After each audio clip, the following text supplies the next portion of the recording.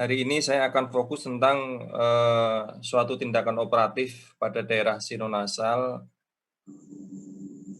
terutama pada daerah bawah ya, jadi pada daerah lower maxillary sinus dan hidung ya, kafum nasi ya.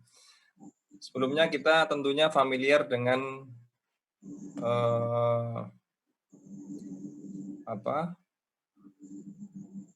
tindakan-tindakan operatif seperti misalnya lateral rhinotomy dan kawan-kawan ya. Jadi selama ini kan kita familiar dengan tindakan-tindakan seperti lateral rhinotomy ya, kemudian berbagai macam variasi maxilektomi ya. Jadi yang sering saya lakukan,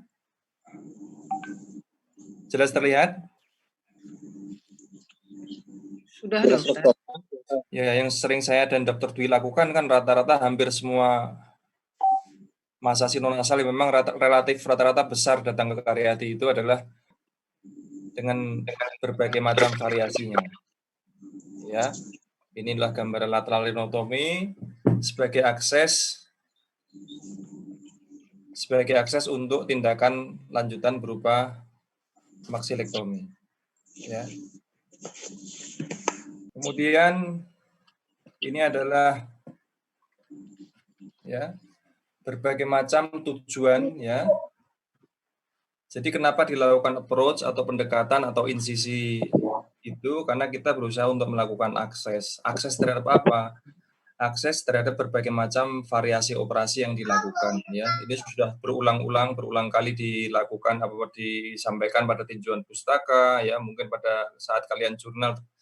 Tapi saya memberikan beberapa penekanan pada kuliah hari ini. Jadi medial maxilektomi prinsipnya adalah mengambil bagian medial dari dinding sinus maksila atau dinding lateral kafum nasi ya, seperti yang terlihat pada di atas ini.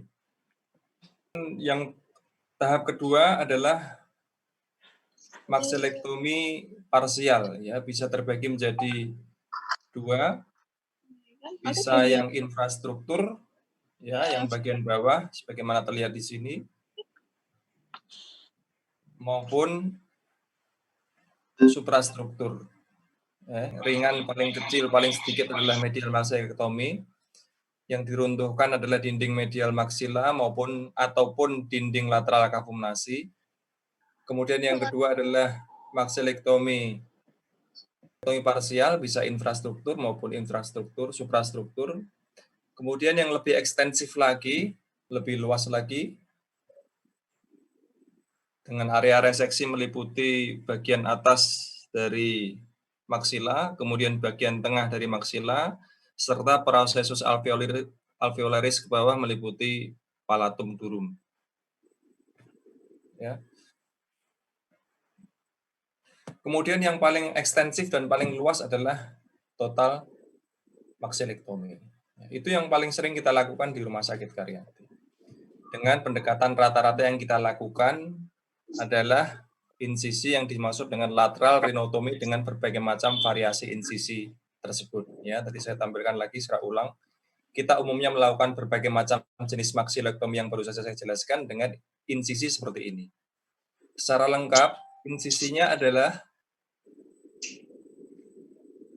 ini juga sudah sering disampaikan, saya mengulas saja. Insisinya adalah lateral rhinotomy atau MOR. Jadi MORO itu bisa disebut lateral. Kalau kita hanya menyebutkan lateral rhinotomy saja tanpa menyebut jenisnya, maka disebut dengan MOR. Ya. Yang dimaksud adalah MOR. Ya. Kemudian Weber Ferguson dari kantus medial melengkung, melingkungi dari vestibulum atau ala nasi, kemudian sampai ke daerah filtrum. Ya. Kemudian lens. Ya. Jadi yang dimaksud dengan lens itu bukan insisi yang dari bawah kemudian sampai ke atas, bukan dari insisi di bawah apertura viriformis melengkung ke sini ke atas, bukan. Lens itu insisi di daerah supra orbita ya. Jadi kalau insisinya dari bawah sampai kemudian melengkungi ke atas disebut Weber Ferguson dengan ekstensi lens ya. Jadi ini more, kemudian yang lebih panjang sampai dengan ke filtrum ke atas bibir adalah Weber Ferguson. kemudian ini ada lens, ya. Weber Ferguson sendiri bisa diekstensikan atau diteruskan ke lateral, bisa subsiliar tepat di bawah batas bawah mata, kemudian mid-ciliary maupun Diefenbach sampai ke lateral, ya. Ini yang disebut dengan Weber Ferguson dengan lens. Kita pun pernah atau cukup sering melakukan ini, ya. Atau kemudian kalau memang sudah atau rencana dilakukan tindakan operasi dengan mata, bisa dilakukan dengan Weber Ferguson dengan insisi kombinasi. Sekarang pertanyaannya adalah, dari beberapa tindakan tersebut yang sudah sering, sebenarnya ada alternatif tindakan yang memang bisa menjadi alternatif, ya. Misalnya untuk tumor-tumor seperti ini, ya.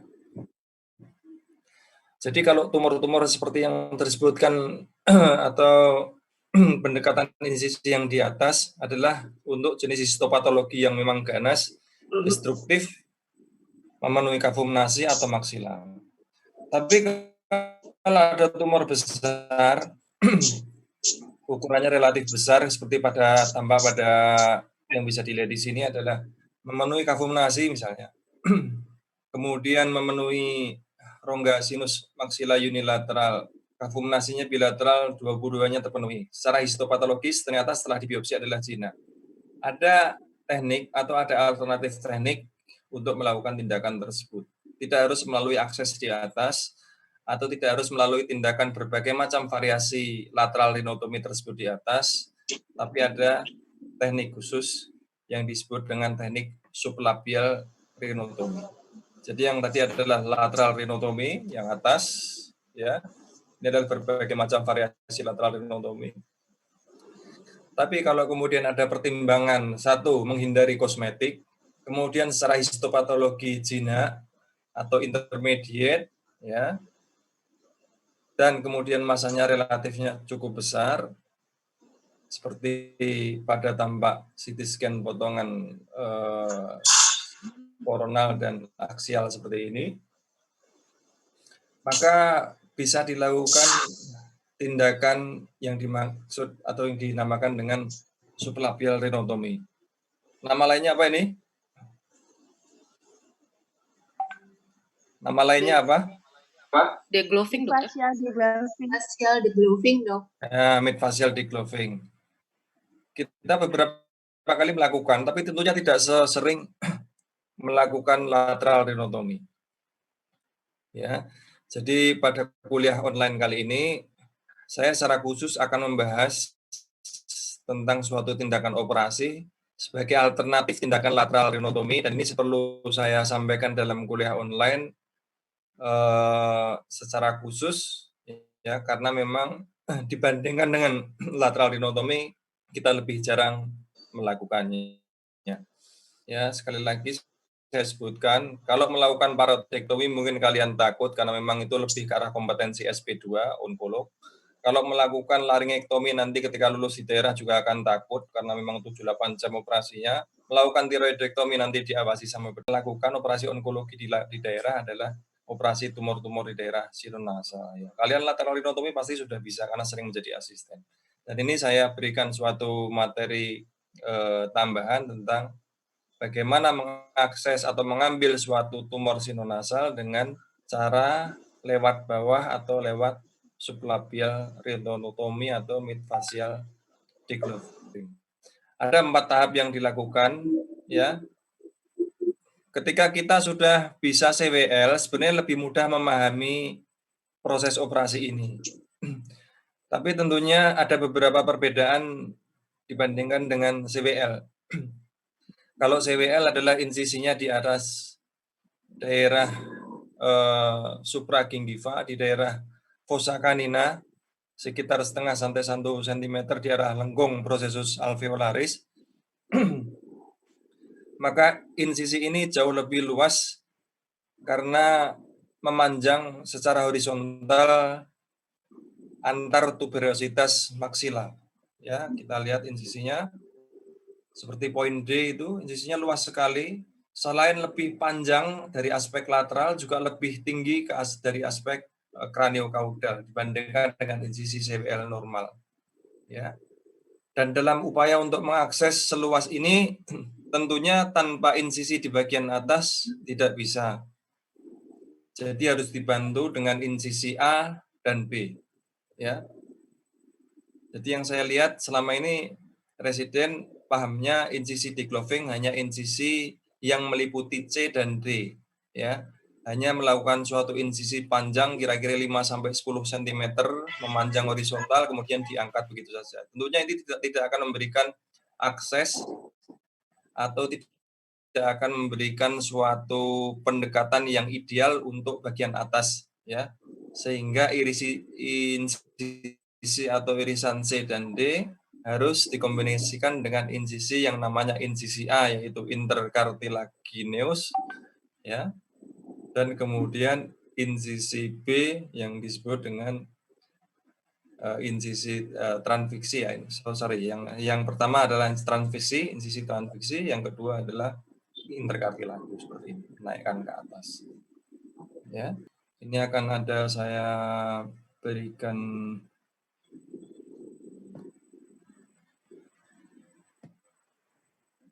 ini bisa jelas lihat? Bisa, dokter. Bisa jelas. Jadi ini adalah midfacial degloving. Ya, sebagaimana saya sampaikan tadi, pemahaman yang saya amati selama ini, residen hanya paham bahwa ini adalah insisi seperti suatu CWL yang diperpanjang atau diperluas saja. Ya. Jadi ini mungkin kalau memang lebih bisa mudah dijelaskan bahwa insisi ini seperti insisi CWL, kombinasi dengan insisi reposisi fraktur nasal terbuka. Ya, kalau fraktur nasal terbuka kan ada insisi transfiksi, ada insisi intra atau intercartilago alanasi, kemudian baru naik ke atas. Jadi kalau ini kombinasi antara, kalau midfacial degloving itu kombinasi antara insisi CWL dengan insisi reposisi terbuka fraktur nasal. Kita lihat, kita ulas satu persatu. Ya, sublabial from one maxillary tuberosity to other. Ya, jadi insisinya cukup panjang. Ya. Jadi tuberositas maksila kanan ke arah tuberositas maksila kiri, ya. Tidak boleh terlalu mepet ke arah gigi maupun tidak boleh terlalu ke atas. Kemudian dilanjutkan dengan insisi intercartilago yang kedua, seperti yang saya jelaskan tadi. Kemudian dilakukan insisi full transfiksi, ya, dan yang terakhir adalah vestibular incision. Ini adalah seperti ini. Insisi A adalah insisi inter atau intrakartilago bisa, interkartilago bisa. Kartilago yang dimaksud adalah kartilago ala mayor dan kartilago ala minor, ya. Jadi bisa inter, ya, di antara dua kartilago itu, ya, di antara kartilago ala mayor atau ala minor atau interkartilago. Karena memang mencari suatu kartilago yang lembek atau lunak di dalam alanasi itu sulit. Jadi kalau sulit dilakukan saja insisi di situ pasti akan menembus kartilago. Jadi disebut dengan insisi interkartilago. Kemudian dilakukan insisi transfiksi, ya, di sini dikombinasikan dengan insisi tadi intertuberositas horizontal seperti ini. Sehingga kemudian baik dari atas, kulit di atas hidung, ya, maupun kulit di bawah dari bibir atas sudah bisa dielevasi secara maksimal sehingga bisa mengakses tumor atau massa tumor yang cukup luas, ya, yang ada di kavum nasi. Bahkan kalaupun tumornya di kavum nasi bilateral misalnya, atau bahkan tumornya meliputi sinus maksila bilateral, itu bisa diakses dengan seperti ini. Tanpa kita harus melakukan, kan kadang-kadang mungkin kita berpikiran, kalau masanya kemudian di sinus maksila kanan, masanya kemudian di sinus maksila kiri, di dua kavum nasi juga ada, apakah kemudian dilakukan double Moore atau double Weber percussion? Tidak usah. Kalau kita bisa atau menguasai teknik seperti ini, kita bisa melakukan suatu insisi yang lebih efektif, ya, karena dengan satu insisi, dengan satu pendekatan sudah bisa melakukan suatu approach yang bagus untuk tumor.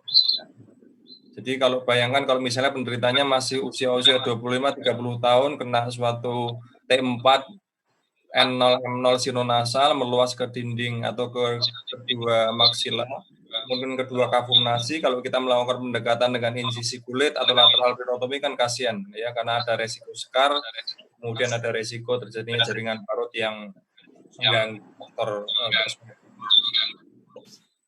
Ya, ini adalah suatu midfacial degloving ya, setelah dielevasi bagian atas itu kemudian diinsisi pada horizontal pada intertuberositas maksila, kemudian dielevasi atas.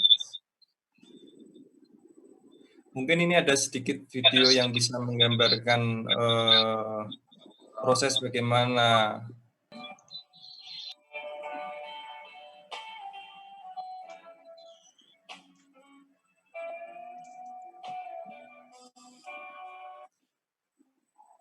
ini adalah insisi apa ini? Ya, dimulai dengan insisi sirkuler.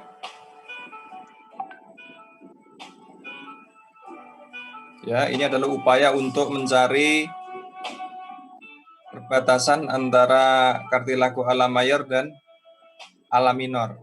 Ya, intercartilago insisi.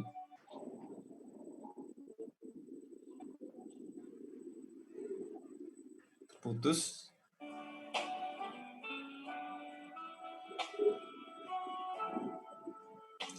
Ya, ini adalah suatu tahap untuk mencari atau melakukan transfiksi. Ya. Jadi saya ulangi lagi, ini adalah upaya untuk melepaskan kulit hidung dari dasarnya.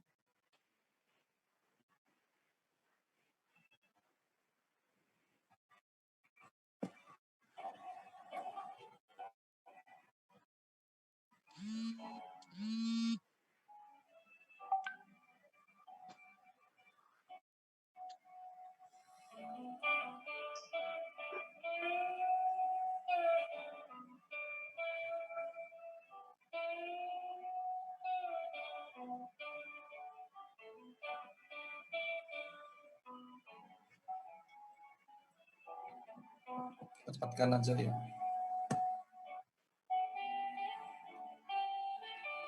Ya. Jadi persis seperti kita kalau melakukan suatu deposisi terbuka kan persis seperti ini.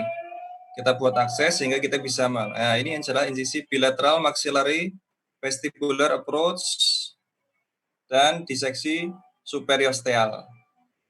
Ya. Jelas terlihat enggak?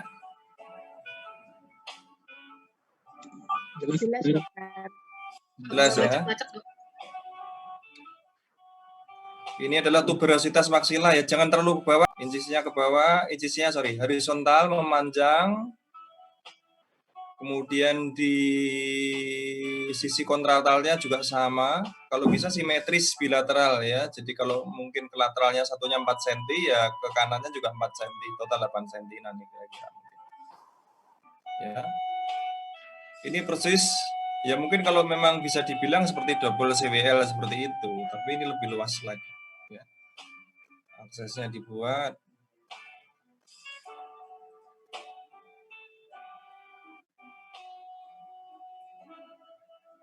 Ini seperti insisi yang kemarin untuk reposisi itu.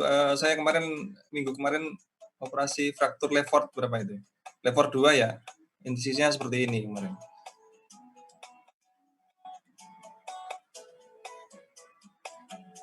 Terus dielevasi ke atas.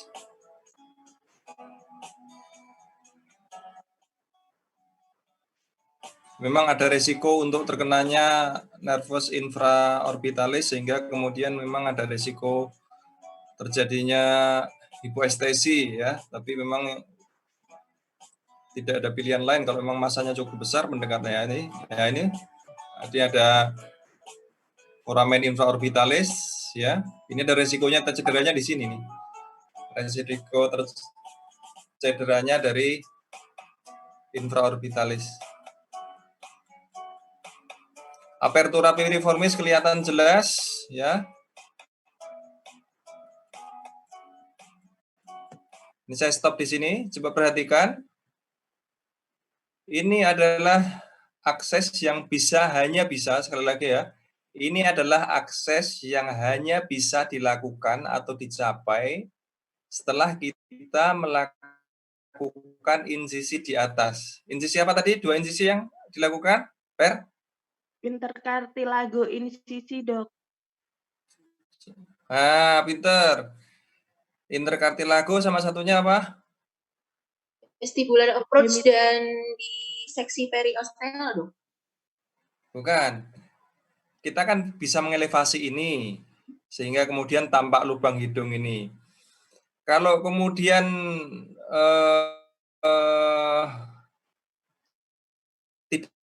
tidak bisa dilewati itu karena kita belum melakukan insisi apa, macet misalnya sampai di sini kok ternyata lubangnya kok nggak bisa dibuka ya, macet daerah bibir. Iya, sirkuler. Jadi prinsipnya adalah transfiksi sama sirkuler tadi. Sirkuler itu bisa diartikan insisi melengkung tadi, ya bisa interkartilago atau intrakartilago tadi. Jadi transfiksi dan interkartilago atau intrakartilago atau circular incision tadi. Ya. Jadi bawahnya bisa dilepas, bibir bisa dilepas, ya.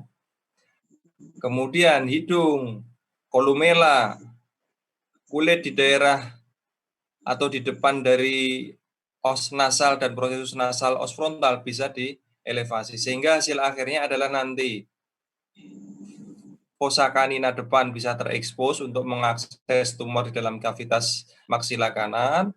Fosa canina kiri bisa terekspos untuk mengekspos dari sinus maksila kiri. Kalau kemudian di dalam kavum nasi kanan ada massa juga bisa terambil. Kalau kemudian ada massa di kiri juga bisa terambil dalam satu insisi. Jadi aksesnya luar biasa luas. Memang kerugian dari ini adalah ketika ada massa yang berada pada level yang cukup tinggi. Artinya mungkin ketika massanya di tengah kavum nasi bagian atas, atau di daerah superior dekat dengan dinding medial mata, itu agak sulit karena aksesnya kan memang terlalu ke atas. Tapi kalau masanya di lateral, ya cukup berada di setengah maksila bawah kanan kiri atau kavum nasi bagian tengah menuju ke bawah. Istilahnya mungkin bisa diartikan sebagai masa-masa di daerah inferior, sangat mudah dan sangat nyaman diakses dengan ini. Tidak ada resiko sekar, mungkin rasa nyeri pasca operasinya pun juga lebih minimal dibandingkan itu. Ya, kita lanjutkan lagi.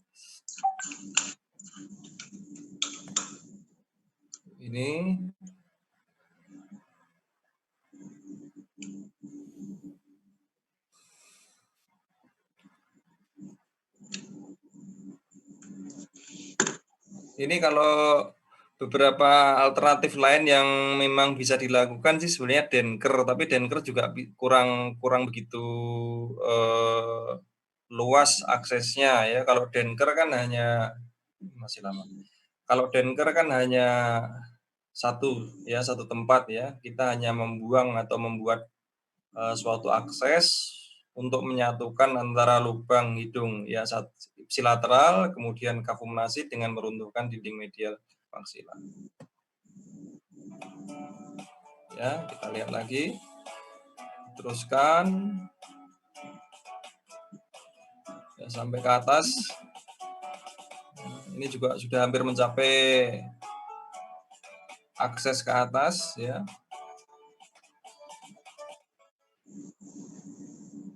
Ya, jadi saya sebutkan tadi untuk tumor-tumor yang di atas atau dekat dengan lamina papiracea atau dengan cribrosa memang agak sulit. Tapi kalau dipaksa dimobilisasi ke atas secara lebih bagus, memang bisa. Tapi kan ini kan pada kadaver ya.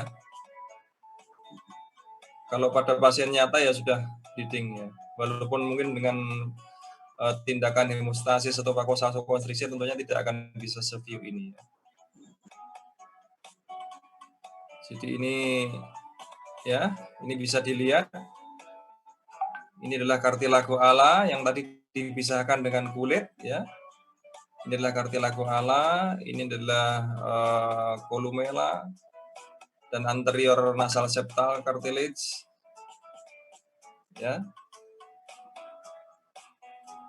Jadi namanya degloving kan seperti glove ya. Glove itu adalah sarung tangan. D itu melepas, jadi seperti melepas sarung tangan. Maknanya adalah ini. Jadi maknanya adalah seakan-akan ini adalah tangan kita dan ini adalah sarung tangannya, kemudian dicopot, dikelupas seperti itu, seperti ngelotok atau melepas sarung tangan begitu. Ya namanya sehingga mid fasial ya. Jadi biasanya istilah medis kan ada dasar penamanya. Mid fasial karena dilakukan di tengah wajah, karena mengurangi gloving adalah seperti melepas sarung tangan. Jadi seperti melepas suatu prosedur atau tindakan operatif seperti melepas sarung tangan yang dilakukan di bagian tengah wajah. Mid facial degloving. Kenapa namanya sublabial rhinotomy? Rhinotomy adalah suatu akses ke daerah hidung, sublabial adalah insisi atau pendekatan di bawah bibir ya. Jadi namanya sama. Ya, coba kita lihat. Bayangkan akses yang bisa tercapai cukup tinggi sampai di sini, ya, sehingga sudah bisa untuk mengakses tumor-tumor seperti yang saya sebutkan tadi.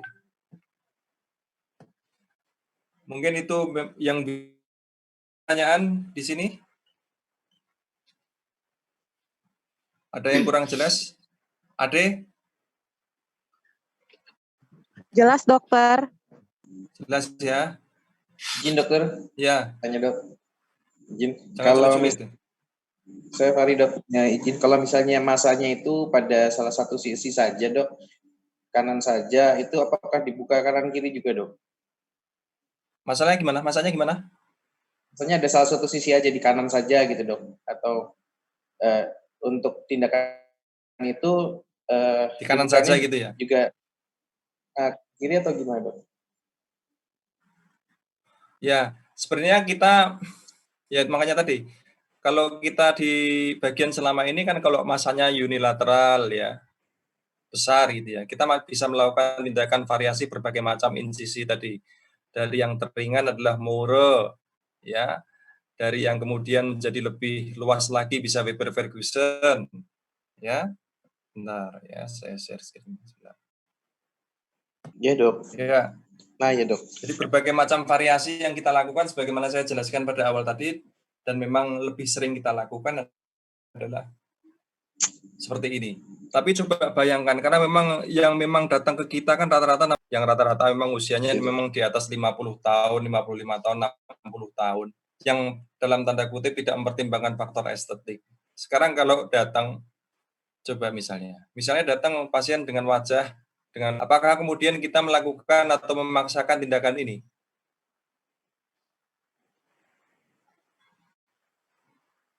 Gimana? Tidak dok, seminimal mungkin dok. Ya? Diupayakan untuk menjaga kosmetiknya dok. Nah, artinya sebenarnya kita sebagai seorang operator itu tidak saklek atau tidak hanya punya approach tunggal, ya, tapi punya suatu approach utama dan punya approach alternatif. Ya, approach alternatif itu tujuannya satu untuk mendapatkan akses yang lebih mudah, ya, atau membuat akses yang lebih cepat, ya, atau kemudian menghindari efek samping dari approach utama. Kalau seperti ini kan memang approach utamanya seperti yang kemudian kasus yang kamu sampaikan tadi ada masa di maxilla ya. Di satu sisi approach utamanya kan seperti yang tertulis di sini, bisa Moore, bisa Weber Ferguson, bisa Lens. Tapi kalau kemudian terjadi pada pasien seperti ini, di gambar seperti ini, secantik ini, kemudian semudah ini, biotega, faktor kosmetik tentunya menjadi pertimbangan.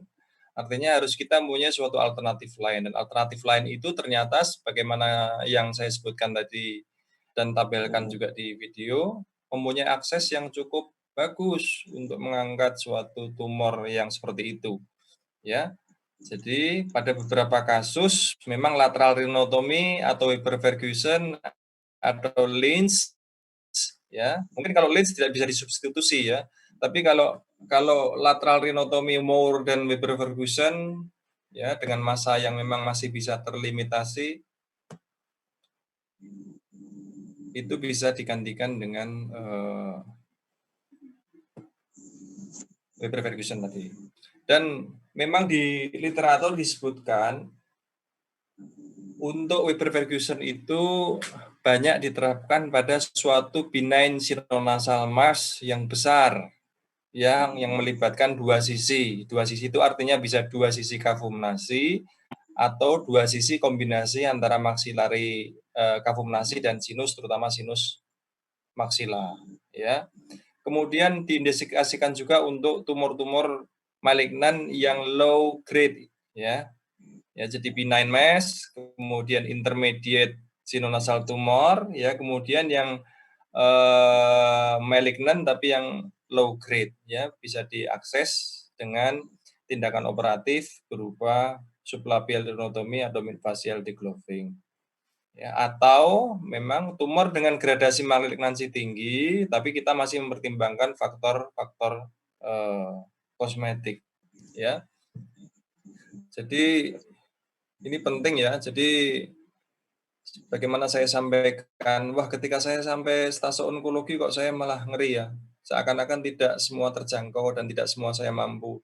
Ada karena faktor sulitnya, ada karena faktor takutnya nanti ketika saya melakukan mandiri ketika lulus. Ya, jadi saya ingatkan bahwa untuk level-level operasi sinonasal dengan pemahaman kalian secara penuh tentang bagaimana itu lateral rhinotomy dan berbagai macam lateral rhinotomy.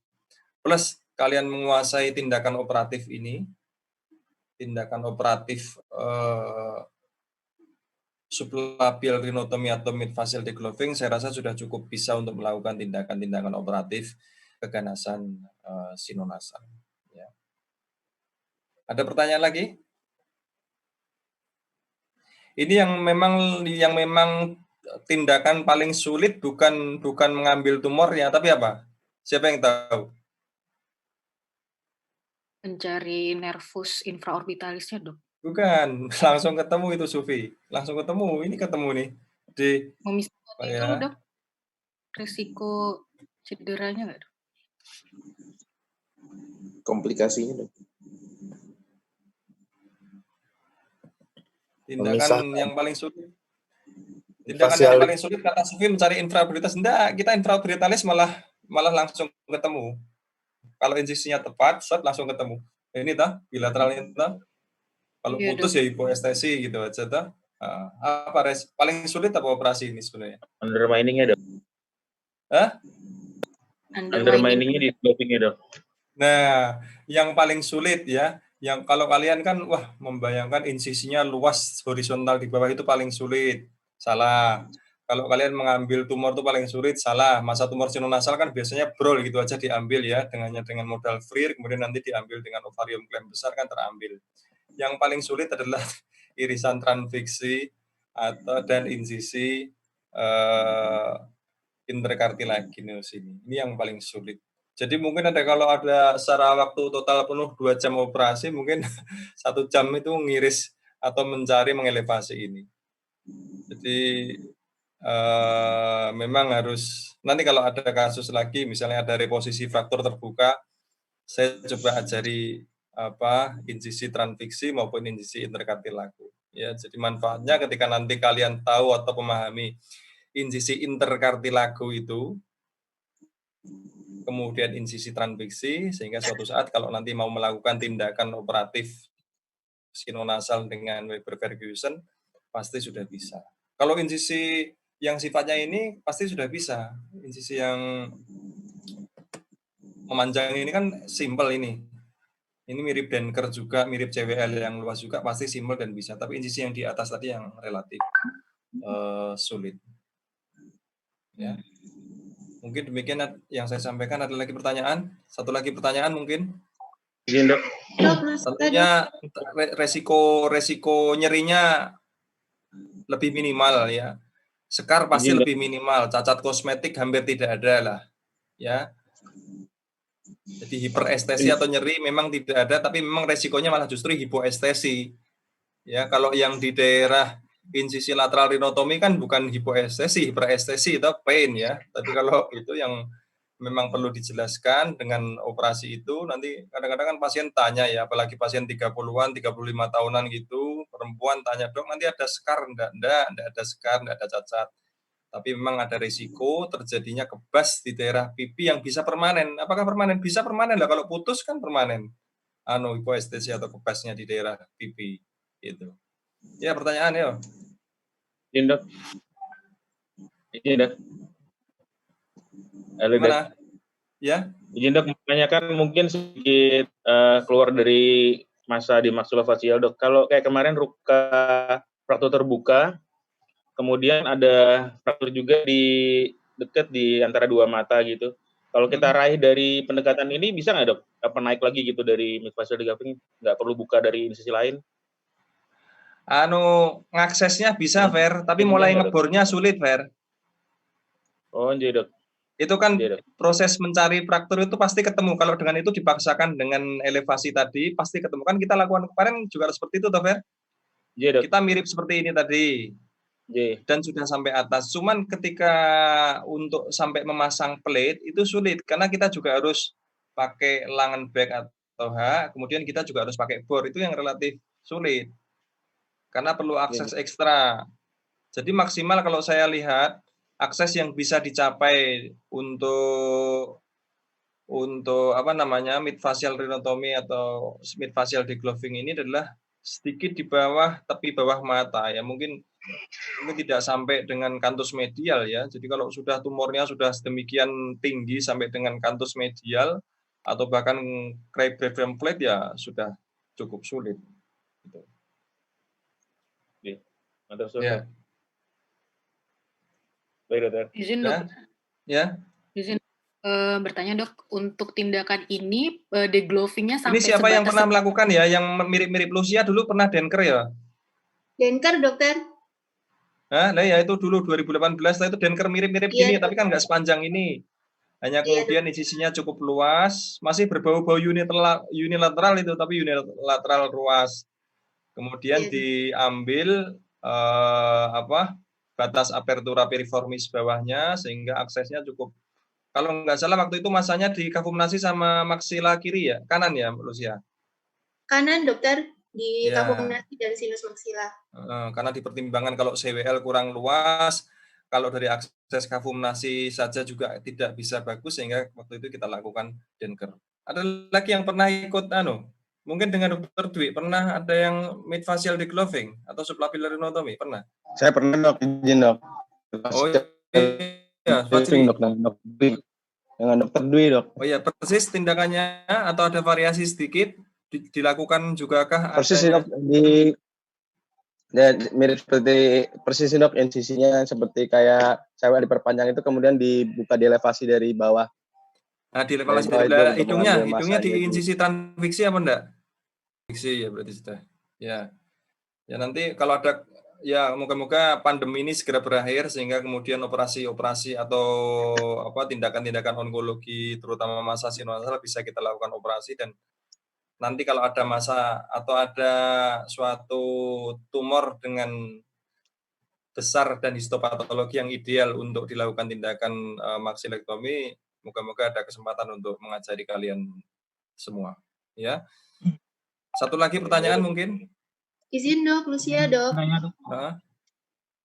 Mau menanyakan dok mengenai tips dari dokter kalau misalnya melakukan transfiksi atau dengan sirkuler itu bagaimana biar irisannya rapi, kemudian biar tidak koyak-koyak gitu dokter. Kemudian setelah dilakukan pengambilan massa untuk insisi yang ditransfiksi dan sirkuler itu perlu dijahit dok? Ya. Tipsnya adalah hemostasis. Ya, seringkali begitu menginsisi biur, pendarahan juga cukup banyak, kemudian visualitas atau pandangan menjadi susah, kemudian sulit aksesnya. Yang kedua adalah kita seperti menyangga itu kan namanya alienasi atau nasal dome, itu kan terutama dibentuk oleh laser alar cartilage atau kartilago ala minor itu kan lembek ya. Jadi kita seperti ketika melakukan insisi pada interkartilago atau intrakartilago itu disangga dengan ibu jari atau jari telunjuk kita. Ya. Sehingga kemudian menjadi sesuatu yang sifatnya seakan-akan menjadi lebih rigid seperti itu. Makanya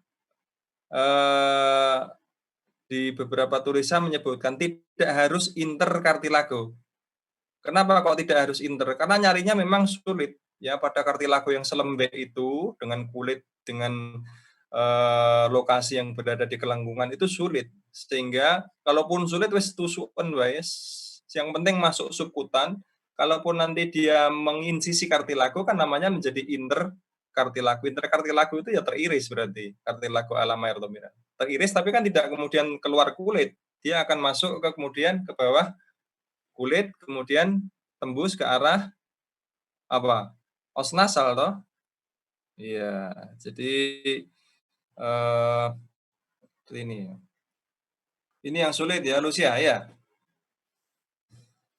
Iya, dokter. Lucia. Ini Iya, ya. Dok. Ya, ini yang biasanya sulit ya. Tapi Takut kalau robek. ya sebenarnya lebih takut kalau kalian septal reseksi atau submucous resection. Kenapa? Karena insisinya kan hemitransfiksi toh, diusahakan nggak tembus. Kalau ini kan transfiksi sebenarnya, aman toh. Wis tembus ke wae, tembuskan saja kanan kiri. Kalau septal kan hanya unilateral, bisa kanan, bisa kiri, preferable mana ya. Kalau SR mungkin dengan dokter Ana. Dokter Ana ada nggak di sini? Ada gitu ya. Ini. Tapi kalau ini kan tembuskan. Yang menjadi masalah bukan ketika menembuskan ini sulit, ini gampang ini. Transfiksi ini relatif gampang, tapi yang sulit itu adalah intercartilaginous incision. Sehingga disebutkan di situ kemudian tidak usahlah kemudian menjadi intercartilaginous incision. Intrakartilago pun tidak apa-apa, karena toh ini hanya sebagai akses. Ini sebagai pintu, ini sebagai jalan untuk apa? Untuk menjadi tempat masuknya suatu alat untuk elevasi kulit di daerah dorsum nasi. Bisa dengan gunting, bisa dengan freer, ya, sehingga kemudian timbul celah atau terowongan atau channel seperti itu. Ya, jadi kalau memang lebih mudah ya di daerah ini nanti seperti supaya fleksibilitasnya berkurang atau terlalu lentur, supaya nggak terlalu lentur ditahan dengan ibu jari atau jari tengah. Ya.